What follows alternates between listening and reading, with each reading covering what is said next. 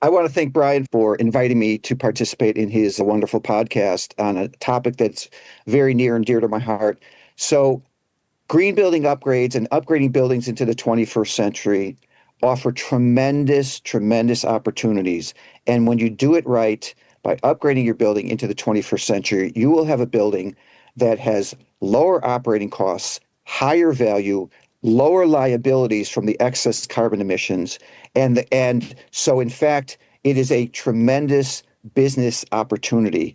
Think of value add. You're a commercial building owner. You're in the commercial real estate space. Value add is what's critically important to you.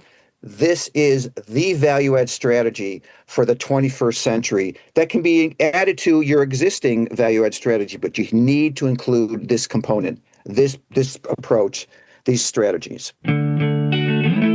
Welcome to the Rental Property Owner and Real Estate Investor Podcast, brought to you by the Rental Property Owners Association, where real estate investors have found success since 1968.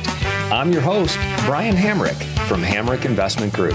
This episode is sponsored by Green Property Management, managing everything from single-family homes to apartment complexes in the West Michigan area. Find out more at greenpropertymgt.com. And RCB and Associates, helping real estate investors and small business owners navigate the complex world of health insurance and Medicare benefits at rcbassociatesllc.com. Hello and welcome to episode 510. With energy costs and regulation shifting fast, knowing how to optimize your building is more important than ever. Today, we're talking about how green building retrofits and smart technologies can cut energy costs, increase property value, and help you comply with emerging decarbonization regulations. Our guest is Robert Politzer, New York City's first green building contractor and founder of Green Street Global. He's helped property owners across the country transform their assets through energy-efficient upgrades from multifamily to senior housing, hotels, and industrial. Robert, welcome to the show. Thank you so much. It's a pleasure to be here. What are we talking about when we talk about energy upgrades, decarbonization? What does that really mean? What it really means is bringing buildings into the 21st century, upgrading buildings into the 21st century, with all the available and remarkable clean and clean and energy efficient technology, PropTech, clean tech that can substantially improve the energy and financial performance of a building, and thus lower operating costs. The secret is in how these projects are developed, how they're approached, because using a conventional strategy of hiring an engineer or architect, paying them up front because there's no way to finance those soft costs, paying them for their evaluation and assessment, then going out to bid and getting a general contractor to bid on the project. I know this very well. We were general contractors in New York City for 18 years when we were doing green building projects. That's not the way to approach this. If you approach it that way, it is going to cost you a lot of money out of pocket, and you will lose all sorts of opportunities for doing these building upgrades in the proper manner. So absolutely, this is a huge value proposition. In commercial real estate, value add is the mandate. I hear it all the time. And I've worked over the last 20 odd years developing a program to make commercial real estate building upgrades and decarbonization profitable. That is the essence of our offering, making these upgrades profitable. What type of buildings are we even talking about? What type of buildings need these types of upgrades? And let's get to the heart of it. I mean, why do they need these upgrades to begin with? First of all, in terms of the verticals that are best suited. So our verticals that we focus on include hotels, hospitals, assisted living, senior living. It includes private schools, industrial operations. So what is the common thread with all of those verticals? The common thread is that almost an owner that owns the building and has an operating business in the building. And they are responsible for all of the utility and operating costs. Those are the people who have the greatest incentive for lowering those costs, right?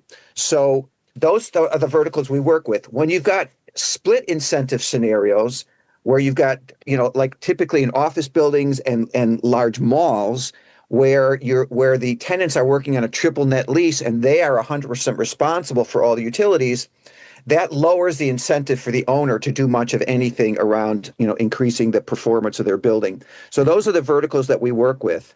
In terms of clients that are best, family offices that have large commercial portfolios, hotel ownership groups, private equity groups that own, portfolios of buildings. Those are the best clients for us as well.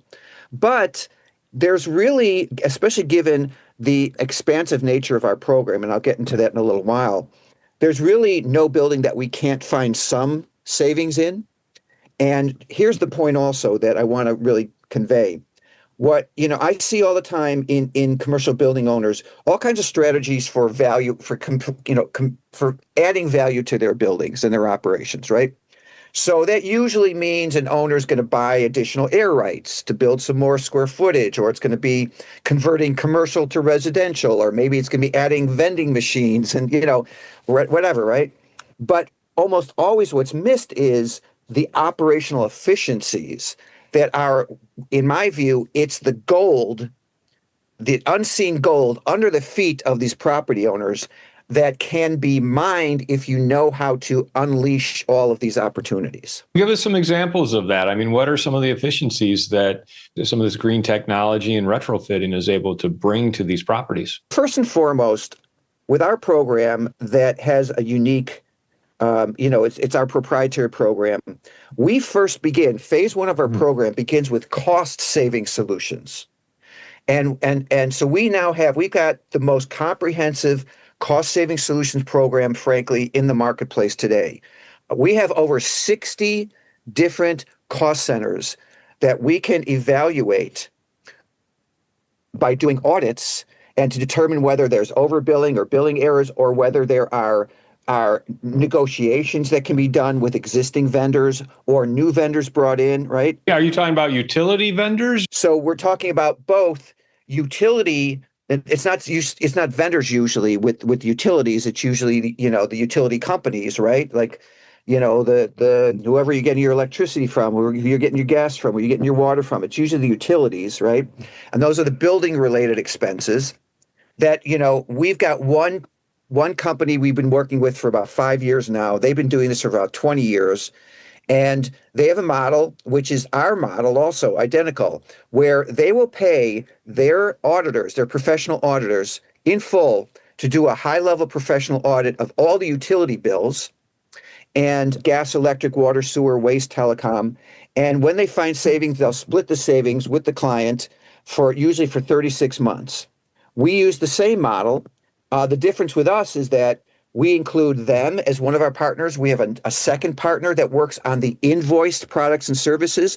So the utilities are the building related, right? But then you've got the operating business with their invoiced products and services, all the operating OPEX costs of the business. So we then look at that as well. Over 50 different cost savings solutions on the OPEX side. So we're covering both the building and the OPEX. And we also look at tax strategies as well. So our entire program is offered to clients upfront for no initial investment at all. What we need from our clients is for them to sign off basically on a letter of intent to authorize us to get started with our audits. We'll work with our utility auditing group, our invoice auditing group, and our tax company. All three of these parties work with the same model. They will provide a high-level audit and report. Usually takes 60 to 90 days. At that time, we have a follow-up meeting with our clients, and we will report on our findings. These findings are from companies that do this every single day. They've been doing it for years. When they have determined that they can save 20% on your water, or 30% on your water, or 20% on your electricity bills, they can, on your other invoiced products and services, they're going to be really, really, really accurate, right? So at that point in time is when a client will sign off on our agreement in full, provide us with an advance towards the savings because we will have expenses at that point in time. And then we will work for another 3 months to implement all of those cost savings solutions. Explain where they're finding these savings, because OPEX, a lot of it is contracted. Your lawn service, your trash, your internet, this is all contracted. So I'm not sure. So if there's ways to find savings there other than switching to other vendors, I'd love to know that. But especially on the utility side, how are they finding these 20% in savings? It's mostly in billing errors and overbilling. And it's much, much more common than is understood. I mean, we've worked a number of projects where we found 10, 15, 20% in savings. The group we work with, they're called National Utilities Refund. Again, they've been doing this for 15, 20 years now, I believe. This is all they do. 80% of the time they find savings, and sometimes substantial savings. You're talking just missed billings, like the water company, the water utility is overbilling, and nobody really realizes it until you look at it. That's right. And it's surprising. You'd think, oh, really? In this day and age? It's much more rampant than I had any idea. So, for example, we found one of our clients some savings with Con Edison in New York. Okay. And what happened was they, for one or two of their buildings, it was placed in the wrong category. It was placed in the category, it was commercial instead of multifamily residential. So they were paying a higher rate. And so getting the building reclassified accurately brought savings to the table. That's one small example. So it's much more rampant than you would think. And put it this way, it's as a developer myself and as an entrepreneur, and as having been involved with commercial real estate now for a number of years, this is something that every single building owner and operator, especially who has a building they own and they've got an operating business, they should be doing this every 5 to 10 years at a minimum. And it should be the entire spectrum of cost centers instead of just pigeonholing on one side or the other. This is just really standard, really smart business practice that very few building owners deploy. So, and when it's done the way we do it in a shared savings model, such that if we don't find savings, we don't get paid. And in that way, we're sort of the joint venture partner with our clients. It's pretty much a no-brainer. And it's something that just should be done as standard business practice. Is your team also then negotiating those savings with the utility companies? Like you're the ones interfacing with utilities and getting them to correct their mistakes? Yes, there can be some renegotiation in certain circumstances with utilities. There can be, but the renegotiation's more with the OPEX expenses and all those vendors. So that's where that's where it will typically be a negotiation with an existing vendor. And this is what the company we work with, our partner, will do. They'll renegotiate and for better deals for our clients, or they'll shop the service or the product to other vendors and look to get lower priced vendors involved. So those are the main ways you do it with the OPEX savings. It's mostly either negotiating with existing or finding better deals and with other vendors.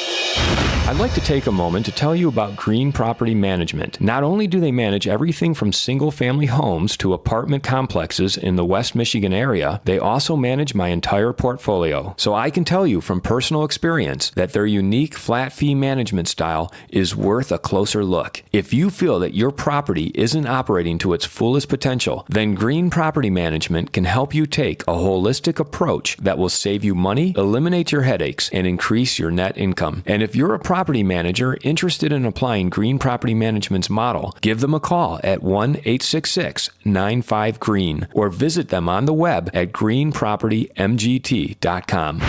If you're thinking of leaving your W-2 job and becoming a full-time real estate investor, one of the greatest costs you must consider is healthcare for you and your family. When I made this transition myself, I found the whole healthcare insurance process to be confusing and frustrating. That's why I'm glad I met Chad Creasy at RCB and Associates. Chad is a professional health insurance agent who helps real estate investors and small business owners understand and choose their best healthcare options. And best of all, his services are covered by the insurance company and won't cost you a dime. If you live in Michigan and are expecting a change in your healthcare insurance coverage for any reason, or losing employer coverage or transitioning into Medicare, then you owe it to yourself to contact Chad Creasy at rcbassociatesllc.com. Talk about the green retrofitting. I mean, I'd like to talk about like actual things that you can implement in an older property that will help save money.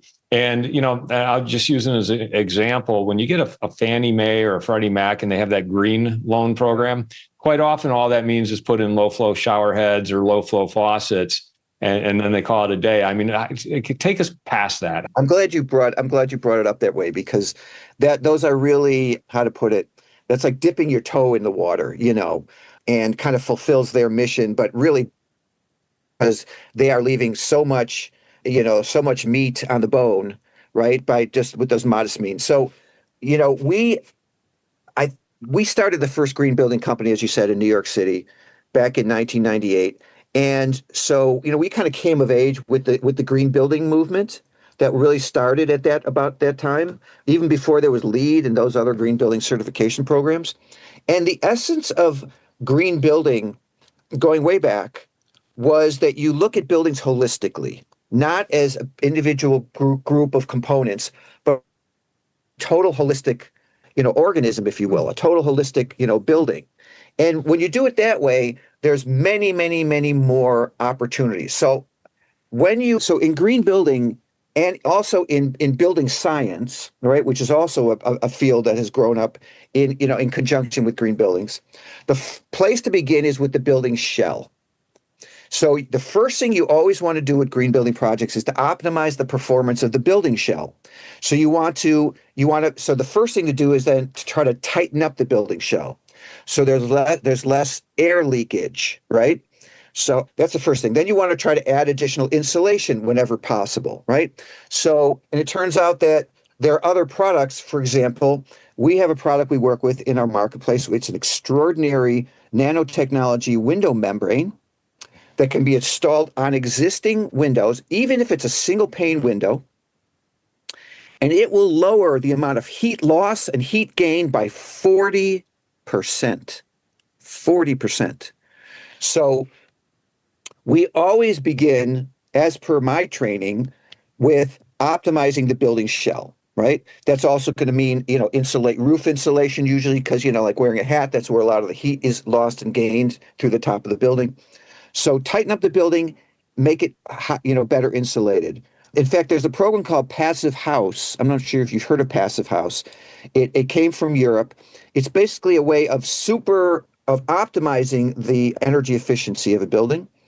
And it does exactly what I was saying. It makes the building shell much tighter, much more higher insulated, and it will lower usually the heat loss and heat gain by 70%. 70.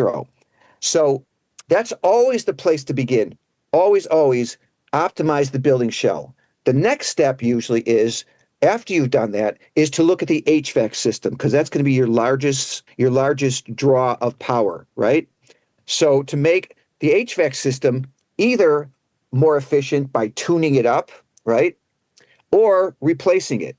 So if you're going to replace the HVAC system, you always want to optimize the building shell first, because then when your engineers are doing their assessment for how much tonnage of AC system you need, right, they're going to be able to lower the amount that their findings will show that there's less tonnage needed, meaning there's less equipment needed, meaning you're lowering your CapEx cost.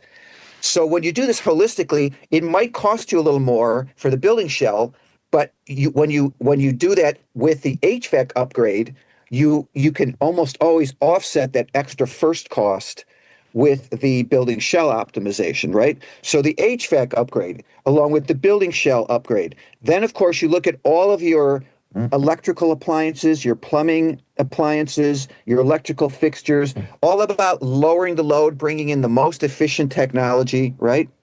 So in terms of gas and electric and water, those are of course the utilities most notably that can and typically are lowered by these programs, by these upgrades, on the order of between 20 to 40%.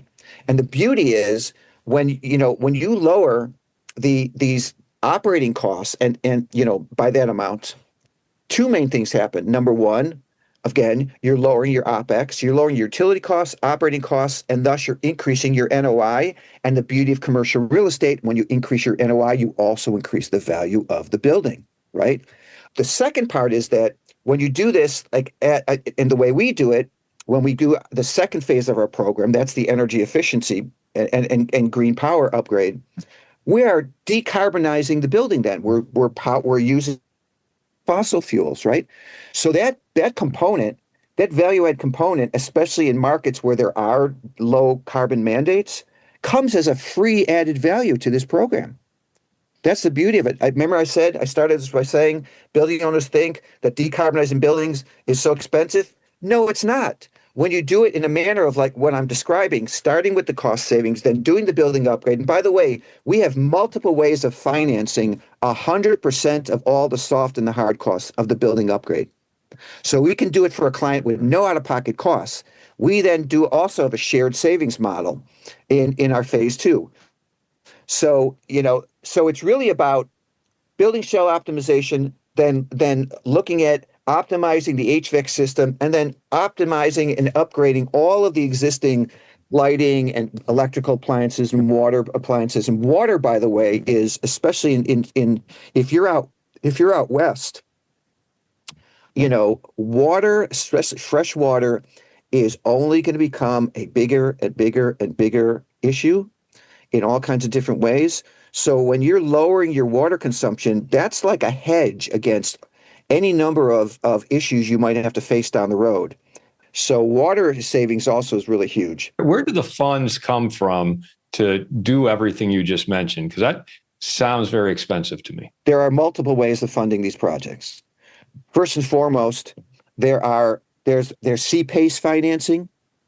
It depends on the state, but and C-PACE financing is where the financing is secured by the building, not by the owner's company, not by the owner personally. It's the building. It's like taxes, right?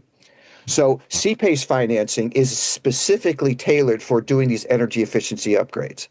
Then there are a number of equipment financing programs. There's a national bank that has an equipment financing program where all of these upgrade technologies, they will finance 100% that way. There are lenders, there are banks. We work with a platform that has over 100 different solutions, financing solutions. So there's a number of ways of financing these projects. And the reason is because it's a very secure financing scenario. When you're building, using these funds to upgrade the building's energy efficiency, you're lowering the operating costs. You're making the investment that much safer, right? So that's why it's fairly easy to find these solutions. And there are a number of funders that are interested in funding these kinds of projects. Is there anything else you want to say about what you do or green technology and retrofitting that you want to share with our audience? Whereas we're in a current political situation where we have an administration that frankly denies the existence of the climate crisis, and they don't put much of any value on decarbonizing. Understand that, first of all, this blip of time, right? This is not true around the world, especially in Europe and Asia. Decarbonization is a huge deal. We were on a meeting today with a gold mining group out of Africa. They have a decarbonization mandate. So the point is that the higher your carbon emissions, the greater your risk eventually of your building being devalued, of it hitting your building's valuation, okay? So always a better idea to run efficiently with as little carbon emissions as possible. And think of this mandate, if you will, as a huge opportunity.